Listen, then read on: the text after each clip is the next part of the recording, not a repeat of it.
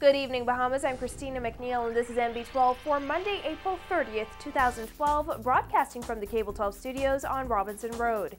In news tonight, more than 10 inches of rainfall over the weekend, impacting hundreds of residents on New Providence. Met officials say the rain was long overdue. Preparation for Tuesday's advanced poll, as members of the Democratic National Alliance questioned the eligibility of yet another Free National Movement candidate. Arawak Key Port officials respond to claims about differences in the shares of the public and those for port owners. We have those stories and much more coming up tonight. Your NB12 starts right now.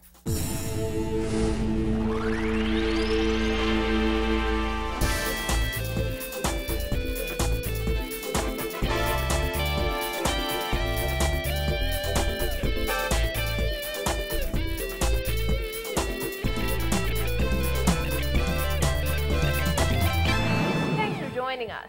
The residents of New Providence got a taste of what could be on the way this hurricane season as a weather system dumped more than 10 inches of rain this weekend. Heavy rains downed political party billboards and prompted schools to close today. The brunt of this bad weather was felt in low-lying areas such as Pinewood Gardens and Nassau Village, where some residents were forced to stay home. Fonique Toot reports.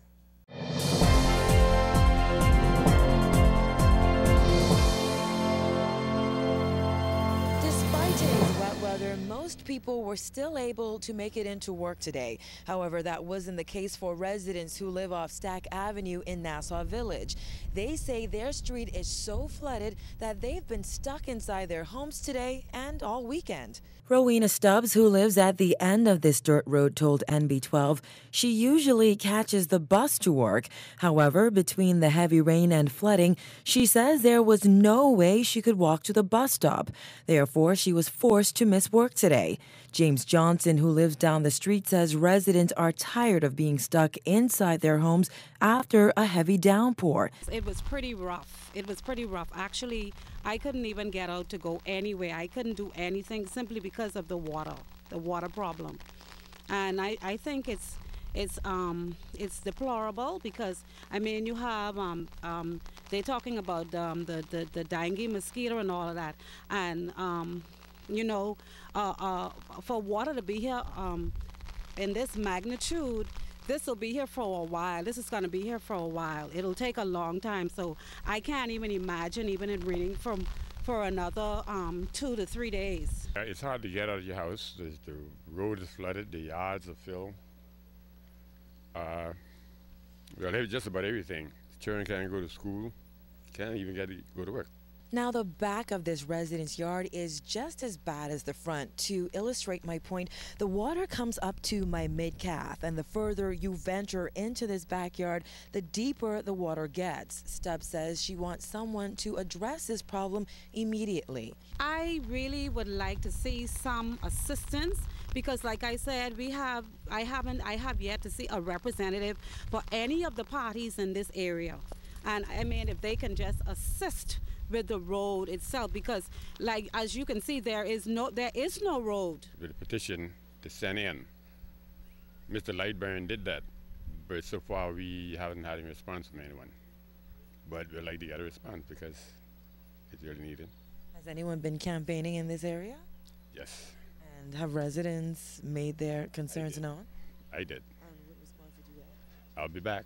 Over in Pinewood Gardens, Sapadilla Boulevard resembled a lake. Motorists drove through this area slowly to avoid damaging their vehicles and splashing pedestrians with water. Resident Siobhan Walter says he has damaged so many shoes over the weekend that he now walks around barefoot. As you can see, this whole area, it isn't bad at the start of the corner, but you got to feel bad for the neighbors who live in the middle where the corner has a drop. And, you know, every now and then they do some drenching, but if we get a couple more days of rain like this, I don't know what to say. And why did you decide to come outside in your barefoot? Because all my tennis is wet, you know. Coming outside, going in, coming in and out of Pinewood, you know. In fact, the floor of my truck is wet.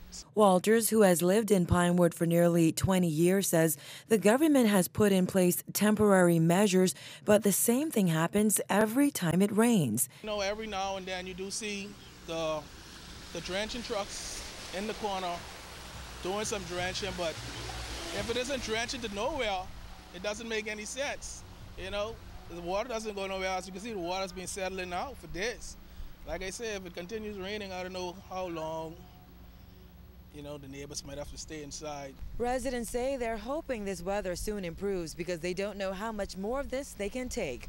Reporting for NB12, I'm Vonique Jude.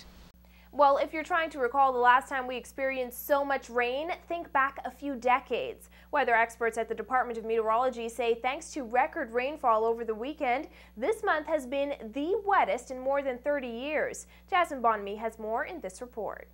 Meteorologists say the rain that has fallen has been record-breaking. In fact, the Bahamas has not seen this much rainfall since the 1980s.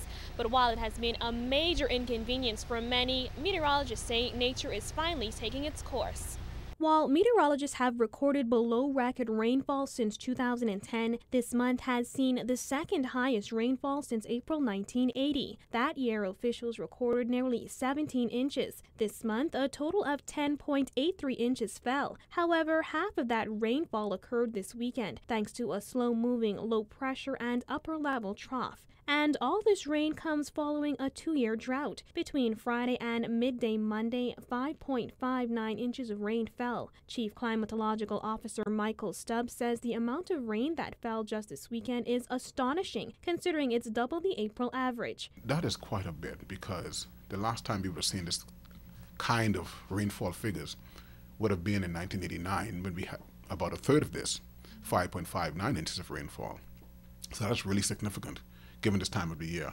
And as you know, April really is a transitional month because the rainy season begins during the month of May and extends all the way to October. So really, we have had a very early beginning of the rainy season. And just to explain how much rain fell, Stubbs says the department estimates that millions of gallons of water fell over the past 3 days. He adds that with so much rain falling, the earth is oversaturated, leading to widespread flooding across the island. If you look at about an inch of rainfall over a square mile, that's equivalent to about 17 million gallons of water per square mile. So obviously you can get an appreciation if you have that kind of rainfall over a 7x21 island like New Providence.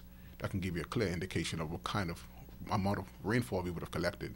17 million gallons of water over a square mile is quite a bit. And to have it extended over a 3-day period, we can see why we would have had flooding. As for when the rainy weather is expected to leave the Bahamas, Stubbs says residents should notice a huge difference by Wednesday. Right now, we don't see any abatement in the rainfall amounts across the islands until about maybe another 24 hours when we'll see the rainfall amounts declining to some extent. So in other words, it's going to continue to be a wet or very rainy day for us, and of course, localized flooding will be the order of the day. Meantime, the Bahamas is not the only country being impacted by the monstrous weather system. Stubbs says the trough stretches from the eastern seaboard of the United States to the Turks and Caicos Islands.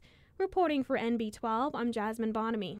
Those rains also led to a hole in the Court of Appeals ceiling, delaying proceedings. Water leaked through the 2 to 3 foot wide hole, which was above the prosecutor's table. With the rain leaking onto the floor, Court of Appeal President Anita Allen decided that she and fellow justices would not sit today. The adjournment impacted a number of matters on a day of the week that is the busiest for the court.